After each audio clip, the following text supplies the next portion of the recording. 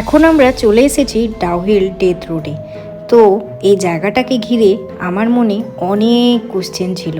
তো পুরো ঘন পাইন জঙ্গলে ভরা এই জায়গাটা, কিছুদিন আগে দাদাগিরির মঞ্চে আমি দেখেছিলাম এখানে কিছু প্যারানর্মাল অ্যাক্টিভিটিস নিয়ে যারা রিসার্চ করে তারা এসে রিসার্চ করেছিল। তো রাত 11টার পরে তো তারা কিন্তু অনেক কিছু ফিল করতে পেরেছিল। তাদের কিন্তু অনেক চোটও লেগেছিল, কিভাবে লেগেছিল সেটা কেউ জানে না। তো আমি এখানে এসে যেটা বুঝতে পারলাম যে এখানে সকালবেলায় তো কিছু হবে না, কারণ ওরাও বলছে যে সকালবেলায় কিছু হবে না। আর ডাউহিল ডেথ রোডে আরেকটা কথা হচ্ছে, এখানে দুটো স্কুল আছে, একটা হচ্ছে বয়েজ স্কুল, একটা গার্লস স্কুল। তো বয়েজ স্কুল আর চার্চটাতে তো আর ট্যুরিস্টদেরকে অ্যালাউ করে না, কারণ ওখানে বেশি একটু গুজব ছড়ানো হচ্ছিল, দিনের বেলায় তো কিছু হয় না, তাহলে বাচ্চারা স্কুলে আসে। তো বাচ্চাদের মনে একটা ভয় ঢুকে যাচ্ছিল, তারা স্কুল আসতে চাইছিল না ভয়ে।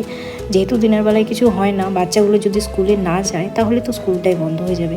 তার জন্য সেখানে আর আমাদেরকে ট্যুরিস্টদেরকে আর প্রবেশ করতে দেয় না। আমার পেছনে যে স্কুলটা দেখতে পাচ্ছ সেটা হচ্ছে ডাউহিল গার্লস স্কুল। তো এখানে টিচাররা বলে যে এখানে প্রচুর প্যারানর্মাল অ্যাক্টিভিটিস হয়, যখন স্টুডেন্টদেরকে পড়ায় তখন অনেক কিছু তারা ফিল করতে পেরেছে।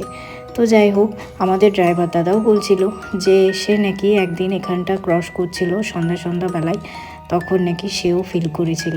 তো যাই হোক, যা কিছু হয় সব কিছুই ওই সন্ধ্যাবেলার দিক করেই হয়, তাই সন্ধ্যাবেলায় এই জায়গাটাতে না আসাটাই বেটার। কি